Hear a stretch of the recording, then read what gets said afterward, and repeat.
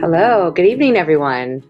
My name is Petra Slinkard, and I'm the Nancy B. Putnam Curator of Fashion and Textiles at the Peabody Essex Museum, and also serve as the institution's Director of Curatorial Affairs. And I think most importantly for this evening, I'm a proud member of the Costume Society of America. We are thrilled to be here. I, in particular, am thrilled to be here and welcome my colleagues, Theo Tyson and Emily Stoehrer, to join us in conversation.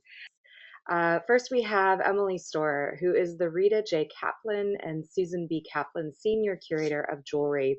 Emily oversees a vast collection that touches nearly every corner of the MFA's collection.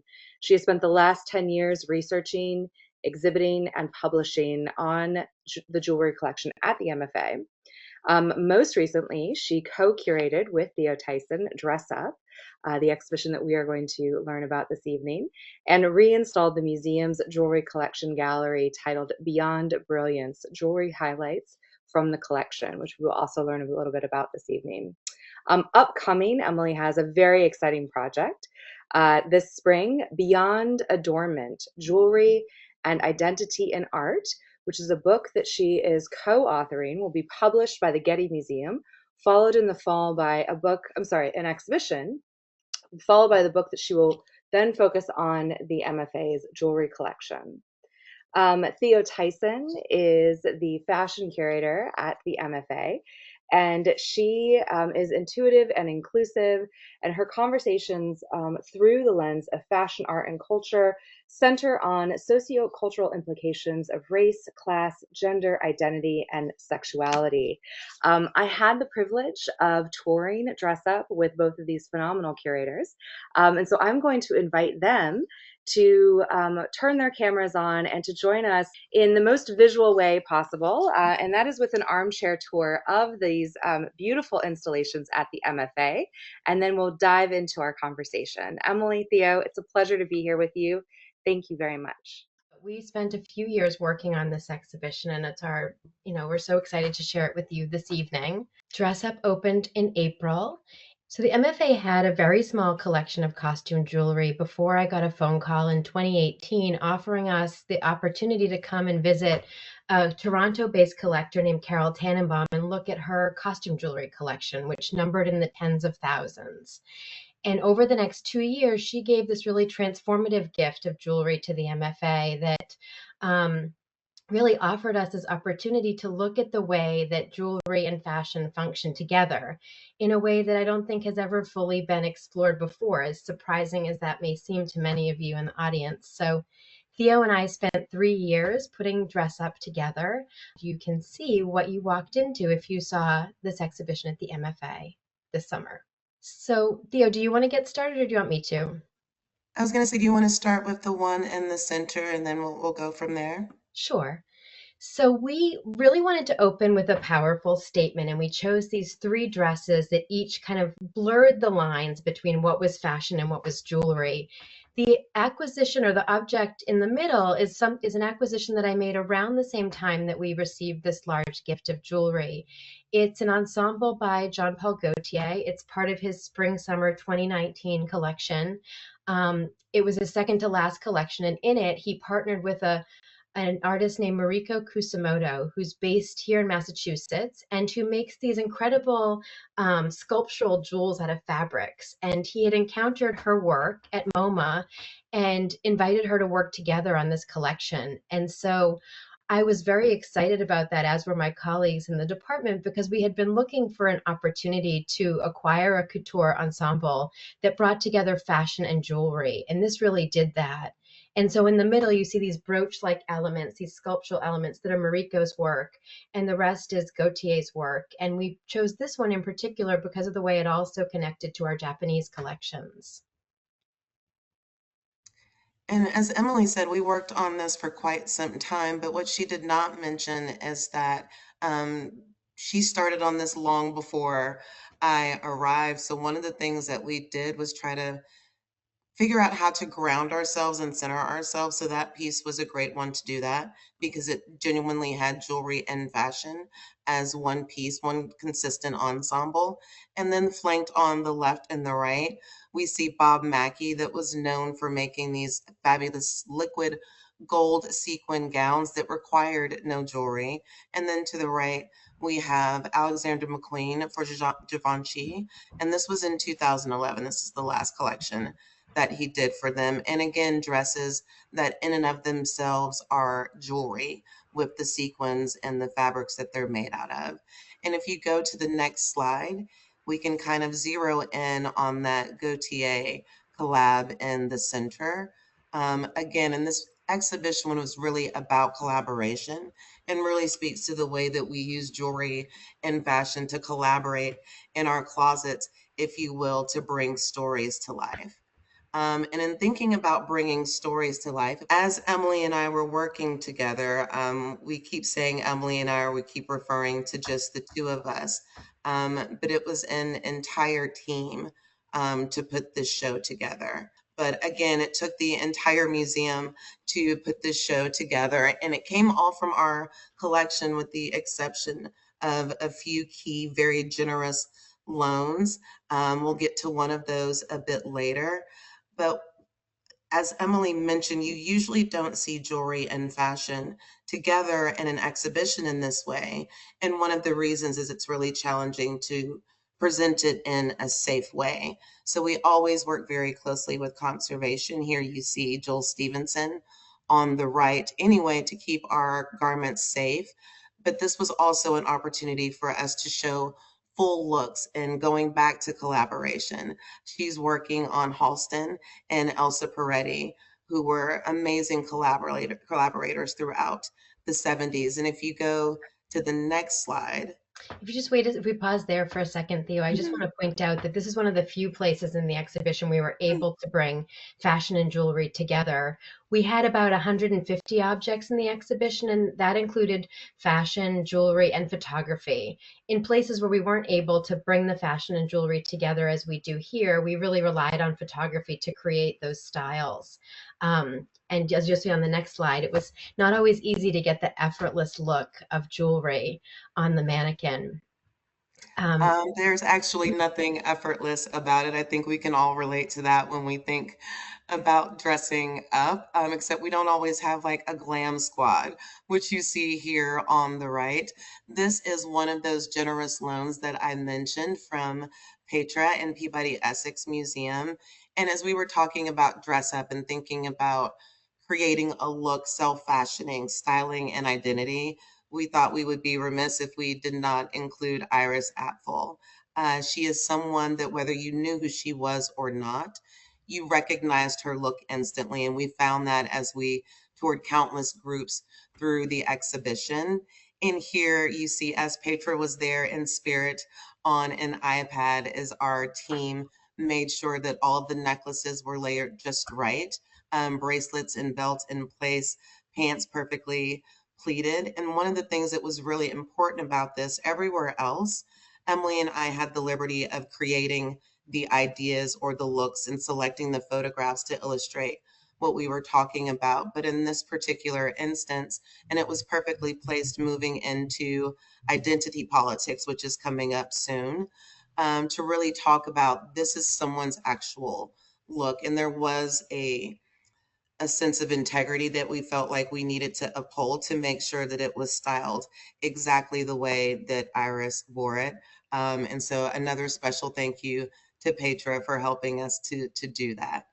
We would laugh as we gave tours that I'm sure that Iris, as she put this on in her closet, didn't take as long as it took us, the hour plus to arrange it just right on the mannequin.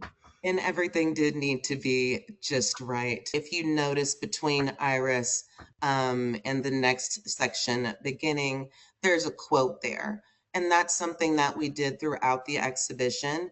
It helped to ground Emily and I as we were thinking about how we wanted to categorize, if you will, or make the groupings, because we had so many objects to choose from, as you can see on the right, and that's not even the half of it, but figuring out how to organize not just the objects, but our ideas. and the notions that we wanted people to use to kind of anchor their critical thinking and discourse and conversation around what we were showing them. Here we really wanted to think about in the middle there the power of the pin, and you see a denim jacket, and we had this whole selection of patriotic pins that date to the World War II era, and we decided to use a lot of them. We had pulled a bunch out thinking that we would edit it down and choose a few, but in the end we decided to go with about 17 of them, and thought it might be interesting to put them on the back of a jacket as the way people, put pins on their jacket or their backpack, and offer this moment for people to, really grasp what we're trying to get at here in a way that everyone can understand and can remember doing themselves. And so we had this Levi's jacket in the middle with all of these different brooches that you see on the right there, patterned on the back, between these two other works of art. And I think it was a pretty powerful kind of segue from this more is more maximalism into this more serious part of the exhibition. So here we paired two ensembles and some jewelry. On the left here, this is a raven's tail robe by an artist named Evelyn Vanderhoop.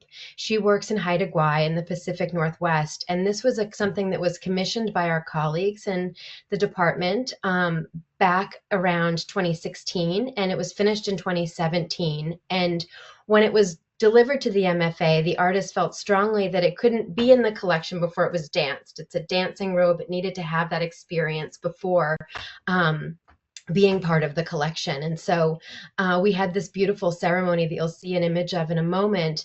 And in that, her daughter, Tiffany Vanderhoop, came and played the drum, and you really saw this garment come to life. And so you see here Evelyn dancing the robe, and you see it moving. And then you see Tiffany beating the drum there. And so Tiffany designs earrings. And so as we were working through the exhibition, her earrings kept coming up again and again. And I visited Santa Fe's Indian Market with my colleague Jennifer Swope, and we saw Karina Emmerich's look there that you see, the red ensemble on the right, which was paired with Tiffany Vanderhoop's earrings. So we worked to pair that alongside her mother's work here in this really powerful moment in the exhibition. So there's two pairs of earrings there. The earrings that you see here on the right that relate strongly to Tiffany's mother and grandmother's weaving techniques. Tiffany's a local artist. She's both Wampanoag and Haida. And you see her there on the right. And then if we go back to the other one, you see our mount maker, Brett, putting her earrings onto the Karina Emmerich ensemble on the mannequin there. This is one of the first times we had done these earrings on a mannequin, and it was, both challenging and very rewarding. I think it was very successful, the way that it came together. If you look closely, there was a cover there on the label of InStyle magazine where Deb Holland was wearing Tiffany's earrings on the cover of the magazine. We were able to illustrate it there as well to kind of make this full circle moment. We could tell, and we did tell, so many stories about this exhibition because there were just so many points of entry and different conversations that we could have. Of course, in talking about dressing up, one would have to think about the little black dress. I think we would be remiss if we did not. And we really talked about how the black dress was used and still is used as a canvas. And the quote that we had there was from Andre Leon Talley. And it read, "The zenith of elegance in any woman's wardrobe is the little black dress, the power of which suggests dash and refinement." And Emily and I also decided that we needed to use the words dash and refinement much more often. But this was really a chance to look at the details that jewelry can showcase for a garment and vice versa, the way that the dress can be the canvas for the jewelry. But again, the two of them working in tandem.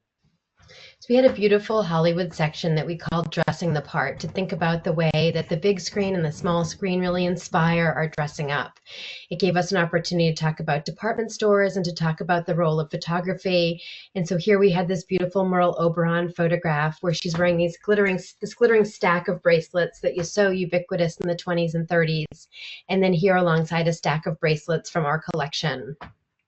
We ended the exhibition really thinking about this theater of everyday life. We had a full wall that offered these like little windows, as if you were walking down a street and looking into shop windows, that offered you or asked you the question, what would you choose and why?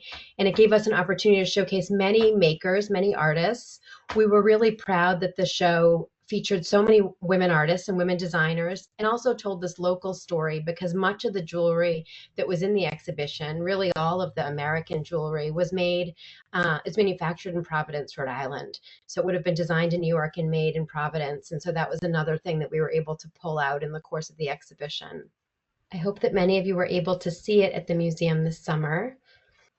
Thank you, Emily. Thank you, Theo. I did have the opportunity to see it, and I can attest that it was an absolute delight of an exhibition. And, I mentioned Beyond Brilliance as well, because I think that it's important to note that these two exhibitions, opened around the same time, that there was a moment, I think, of conjoined celebration, if you will. And while Dress Up is closed, I did note that on Bloomberg Connect, people have the opportunity to do a walkthrough of Beyond Brilliance if you can't make it to the MFA in person. So I do encourage people to do that. So Theo, Emily, you noted that that this project has been culmination of 3 years of conversation and research. And knowing what an absolute phenomenal collection the MFA has, both in fashion and in jewelry. I'm wondering if we can start the conversation by just sort of walking us through. I mean, was the overarching theme really the notion of dress up? And did you had very distinct categories in the exhibition that spoke to, adornment through the lens of more is more, identity politics, shopping was another section that I noted, sort of the glamour of the stage, subtly throughout the installation, the mechanisms for displaying the ensembles was stage like. And so there was an uplift, I think, in the way that you designed and presented the exhibition. But did you have those categories, those thematic sections in mind? Or did that evolve from the selection? And just talk a little bit about your process as co-curators. There's both and. Yes. We didn't have those sections at the beginning. I mean, this exhibition really bounced around. So it started out 6 years ago being a small focused jewelry exhibition that was going to be in the jewelry gallery. Then it was going to be an exhibition that was in a very rectangular space. And then it moved into this larger space that had these three areas. And Theo and I were really challenged by how to deal with that. It took us a long time then to kind of rethink the checklist and rethink the organization of it. But in the end, the sections just made a lot of sense to us, and I think it worked really well. But it definitely took a long time for us to work through the checklist and to decide how all the groupings were going to work. It wasn't easy. Well, and part of it is we wanted the sections to be independent, but also be in conversation with each other. So there was a certain point where we had our object checklist, and then we started thinking about how to categorize that. And so again, the objects and the section thematic started speaking to each other and kind of let us know things moved around a little bit. There were a lot of things that we were excited about, but when we saw them come together, we just couldn't believe our fortune, if you will. And there were some other things that we were almost certain were going to be included that we absolutely decided could not stay. And I think at one point during installation, we made another change to one of the sections because we just didn't think that it was speaking to the objects, and it wouldn't really allow people a solid point of entry and a place to land in starting that particular section. So we looked at each other and just changed it, and our graphic designers were very happy with us about that last change to the walls. So you couldn't hear me because I was muted, but I was absolutely giggling to myself when you showed the installation team working on the Iris Apfel ensemble. And obviously the range of stories that you were able to tell in this exhibition, there was quite a bit of depth and quite a bit of range. But I think one of the things that was most endearing to me, Emily, is you pointed out that much of the jewelry has a New England connection, which pertains to Rhode Island and the place where the jewelry was made. And so I will like to address that question. But I think that hybridity of sort of like the global and the local was really interesting to me, and that the stories were not just about the makers, but of course, in some cases about the wearers, but I think also about the situation. And Theo, I'm thinking about the Donna Summer ensembles that you acquired, and just the notion of even a microphone as an accessory. And so for those of the individuals who don't know what piece I'm talking about, can you tell us a little bit about the decision to select that piece, include it, and also the story behind it? Yes, absolutely. I'm so glad you asked about Donna Summer. One of the things that this exhibition allowed Emily and I to do was to make some new acquisitions for our collection. As we were looking through, again, this is predominantly the MFA's collection, but we noticed that we had some opportunities, again, to collect from people that maybe we hadn't collected from before, some of them being local, like Tiffany, like Tom Solo. We got a pair of shoes from him, but then also a different type of local. The pieces that we got were worn by Donna Summer, who was born here in Mission Hill, so just around the corner from the museum. And as we were thinking about dressing up, I'm like, we need something that's really sparkly. Like, we can't have a show called Dress Up and there's not like this big sparkly number. And what made that one special, it's a pre-fall 2010 Valentino natural colored tulle skirt overlaid with these red palets and sequins. And it's a dress that you can easily Google and find other celebrities and folks wearing it, pictures of them on the runway, etc. What was really special about this was the story that we could tell and show about Donna Summer. They had altered the dress in order to hold her microphone pack for the performance that she did of Art on Ice in Switzerland. And that performance was in 2011. And she unfortunately transitioned in 2012. And we still have pictures of her wearing that on stage, and you can find a video of the full performance on YouTube. So it created this amazing moment where it really wasn't about the dress itself, it was about the wearer and the stories it allowed us to tell. And it's great to be a part of Donna Summer's legacy in that way. And that was actually a section that we had, and it was kind of in contrast to the little black dress where you needed lots of accessories.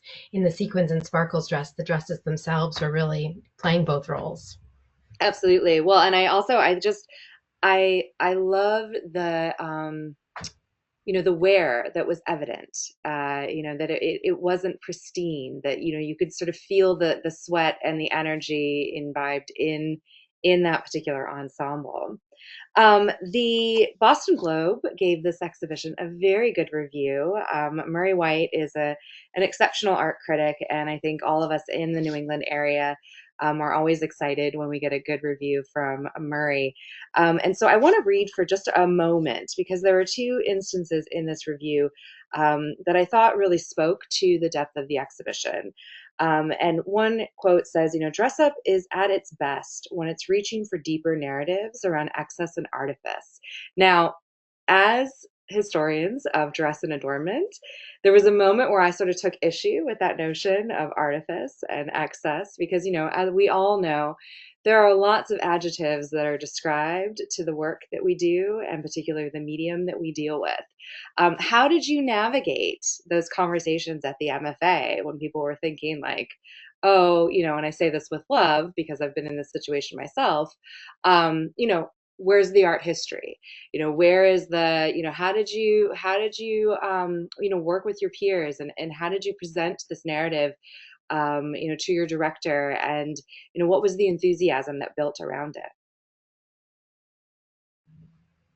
I think people both knew what to expect and didn't know what to expect at the same time. I think they couldn't imagine it. And in many ways, we couldn't imagine it either until we put it together in the exhibition.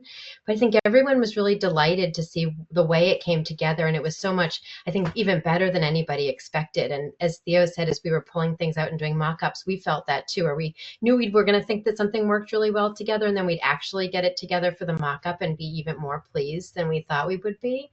Um, But I think that people were surprised, as Murray White pointed out, by the depth, and that really came through in the identity politics. But we hope it's also a thread that ran throughout the exhibition, where there is this depth. It's something that we all engage with on a daily basis. And we opened with a section called Child's Play that we didn't illustrate here, but this is something we start when we're little, and we start by dressing up and playing different roles, but that doesn't end, that doesn't change. And I think it was a reminder for many people as they both watched Theo and I throughout the process and visited the exhibition to be reminded of that. In addition to that, I took a much simpler approach, or take a much simpler approach to those questions. Because again, Petra, like you said, we get that all the time of why should we care about a dress or a shoe or a pair of earrings, a necklace.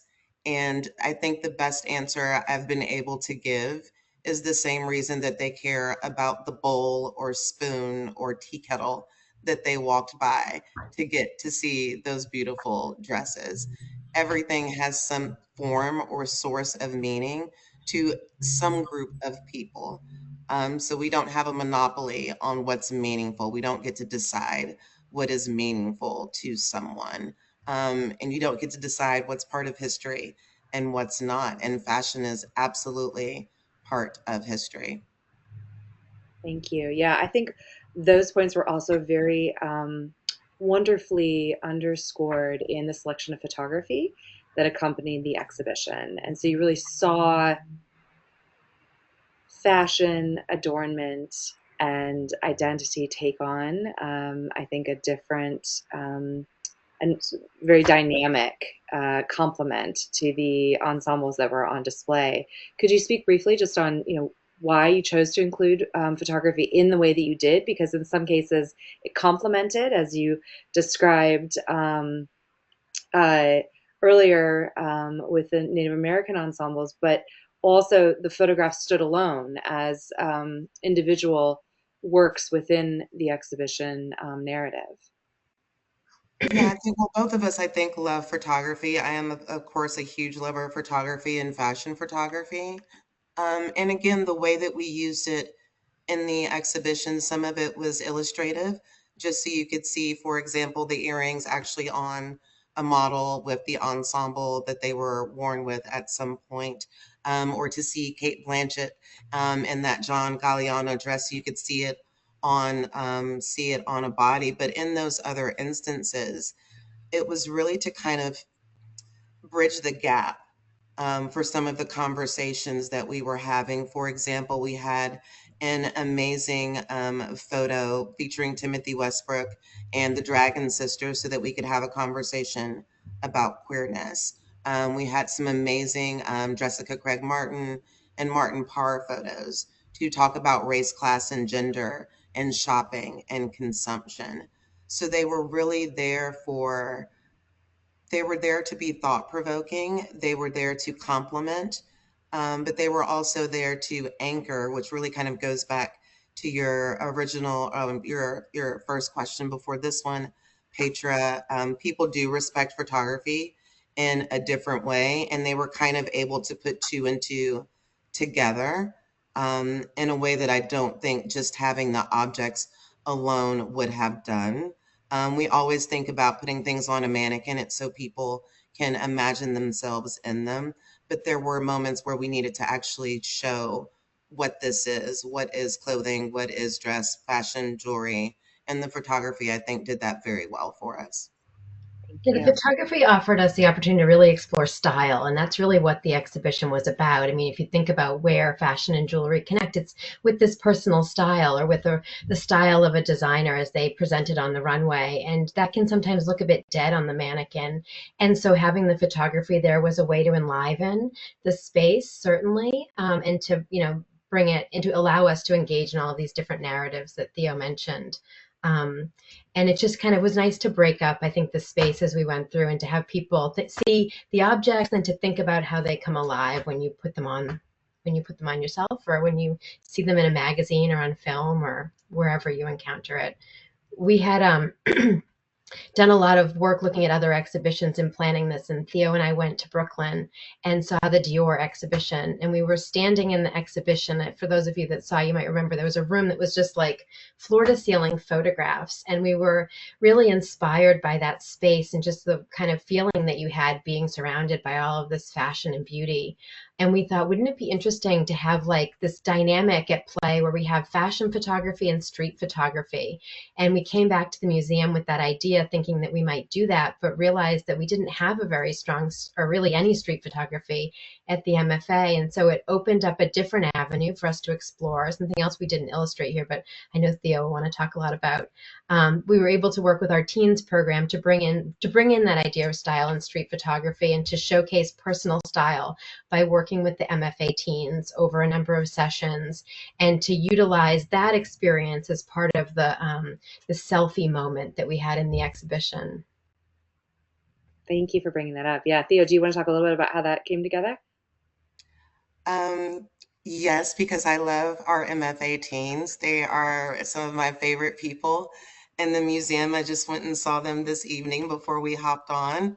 Um, I had started talking to them pretty much as soon as I started working here 3 years ago and was telling them about upcoming projects, just as kind of a casual mention. And then I just wanted to spend more time with them. So I started working with their leadership to find out what was possible.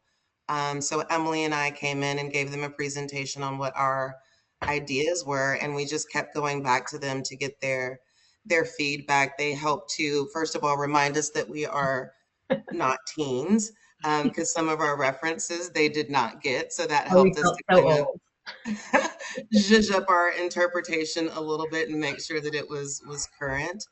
But they were another set of eyes, a fresh set of eyes on the work that we were doing. And again, one of the reasons that I know I do this is to make sure that people can see themselves in the exhibition and they have a point of entry.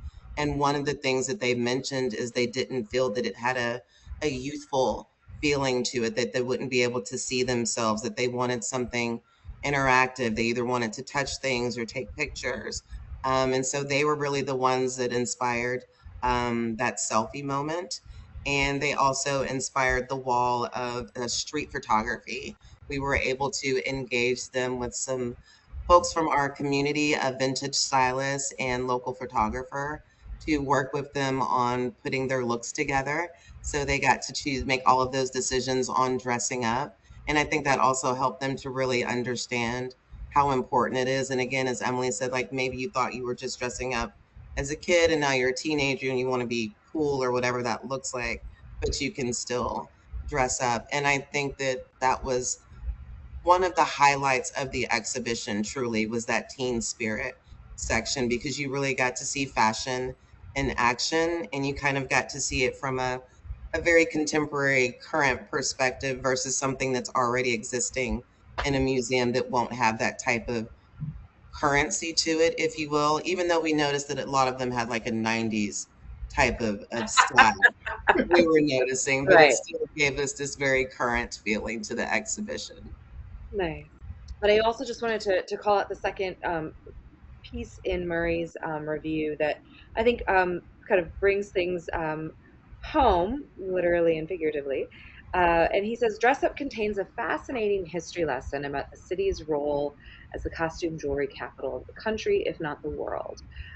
Companies like Rice Weiner Company employed hundreds of European immigrants trained in jewelry making to mass produce luxe looking items with bargain bin materials, touching off a boom of affordable, high style knockoffs, which should sound familiar even now. So, the two things I wanted to touch on there is, Emily, I'd love for you to give us a little bit more I know that you could probably talk for many hours on the history of jewelry making in New England, and particularly in Boston. And to Victoria's question, why and how was Providence, Rhode Island, the place where jewelry was made? But then also, I think that notion of knockoff and that notion, again, of kind of artifice or costume jewelry as one that we would celebrate within the museum context. Yeah, so That's a lot to unpack there. But Providence, Rhode Island was a manufacturing center, and it was a center specifically where they were doing a lot of plating. And so from that plating industry came the costume jewelry industry. And as these immigrant communities came from places like Italy, where they had sometimes training in making fine jewels, they began to work or found in some cases these costume jewelry firms. And so you see this relationship take place between New York and Providence. It's not so far away from one another, where you can have the designers working in New York as this hub for, art and design, and then the manufacturing happening not so far away. And so there were many, many, many factories and thousands of workers, as the review said, popping up there. And I think it came as a surprise to people to learn that that's still the case today. There's still a lot of jewelry manufacturing happening in southeastern Massachusetts and Rhode Island, although there's also announcements of them closing every day. It seems like a new business, but it has been and continues to be this real center for manufacturing. And the second part of your question. Oh, I was just touching on the notion of knockoffs and costume knockoffs, yeah. jewelry in the museum context. I think, mostly what we looked at was not knockoffs. And I think this is another thing that surprised people. I mean, there was a real quality of design and craftsmanship in these pieces. They weren't necessarily, in some cases, they were copying what was seen in Europe and in fine jewelry firms. But in many cases, these jewels were novelty jewels. They were meant to communicate things, as in the case of the patriotic jewels. Or they were just meant to be like these big, bold, really statement-making jewels that weren't necessarily trying to copy. They were, utilizing techniques like un tremblant, for example, which is setting something on a spring so it shimmers, under the light and creates this real dynamism. They were making double clip brooches that you could wear different ways, and so there was a real creativity. If you think about the 1930s and 40s, you might have only been able to afford a few things, and in those choices to be able to have options and how you wear them was something that was evident in the jewelry that we had and that we displayed. And so I think that maybe it was surprising to people as they went through that these were not knockoffs for the most part. I mean, these were really art objects, on their own without copying really anything. Thank you for making that distinction and clearing that up. Can you both talk about some of the other acquisitions or loans that maybe you've made that were made in the name of inclusivity? Do you want to go first, Theo? Well, we did, in regards to inclusivity, that covers a lot of different things. It covers narratives, it covers communities, and again, we found that we had some gaps in our collection, and this gave us an opportunity to try to fill some of them. What we were able to do with the acquisitions for this was support women makers. We were able to support queer makers, and we were able to support local queer makers. That was really our primary focus.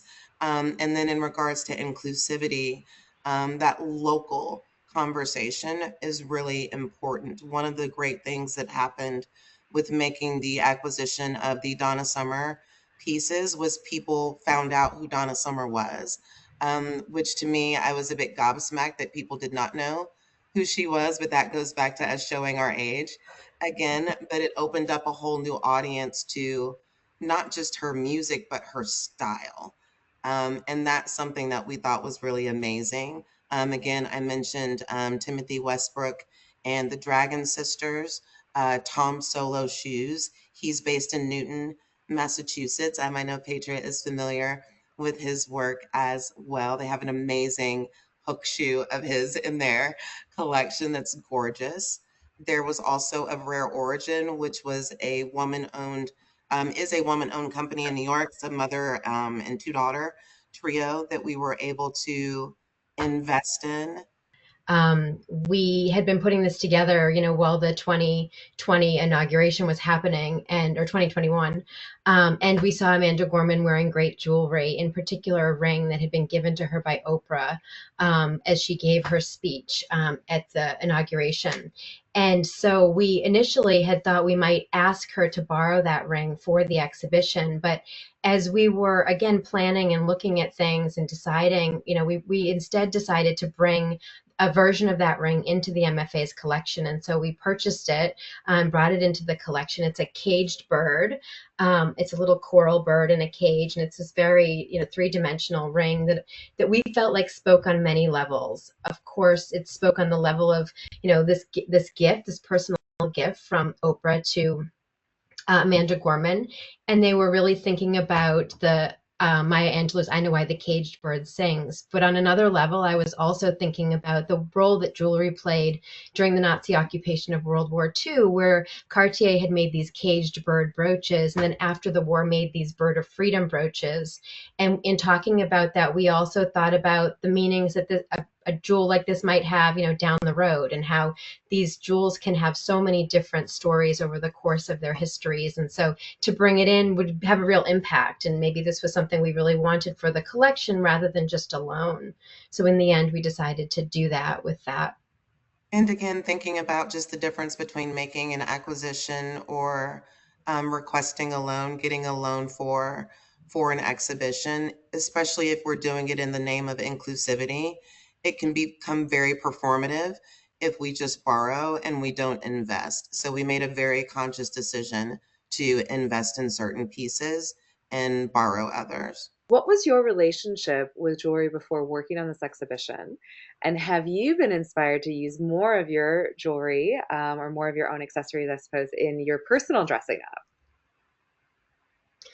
It's a tough question. Theo, do you want to go first?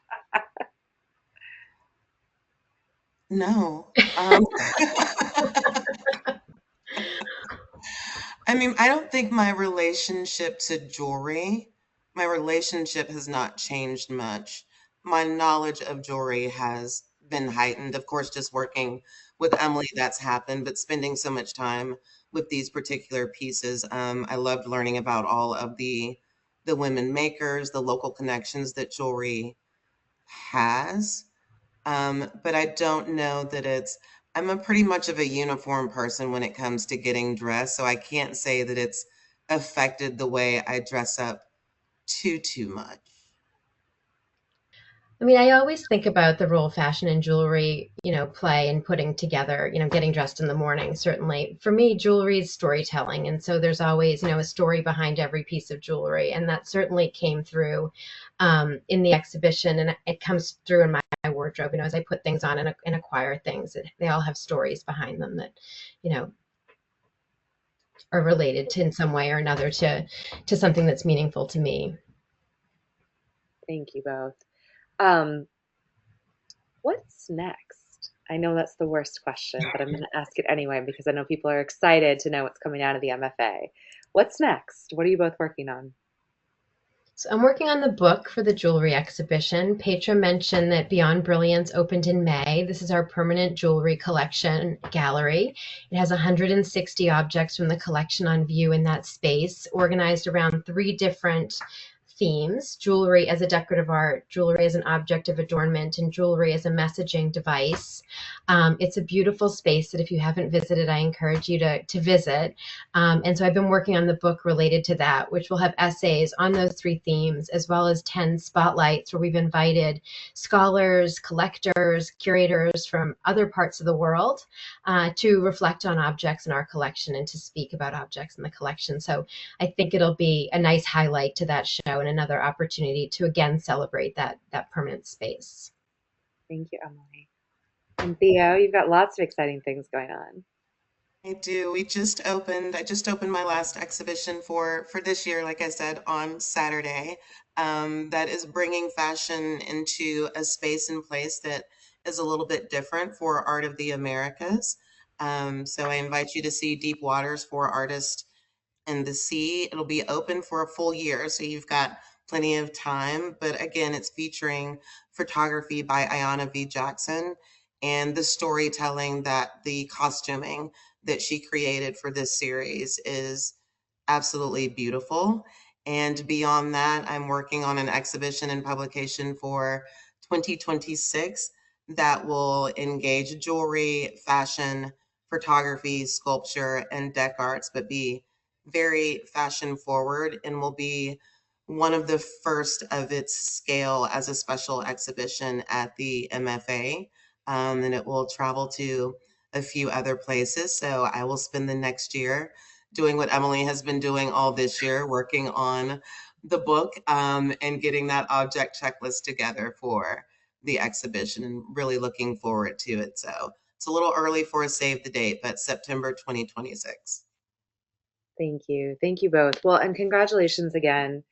I encourage everyone who joined us this evening to make it to the MFA. Just because dress up is closed, fashion and adornment, jewelry, photography, all of the things that the curators have touched on are included throughout the museum, which I think is a great step forward in including and recognizing dress and adornment, throughout time periods and among different cultures. Certainly be on the lookout for Theo's upcoming exhibition in 2026 and Emily's upcoming publication. And we very much appreciate you being here with us. So thank you both very much, and I hope to see you all soon. Thank you. Thank you, Petra, and thank you, everyone.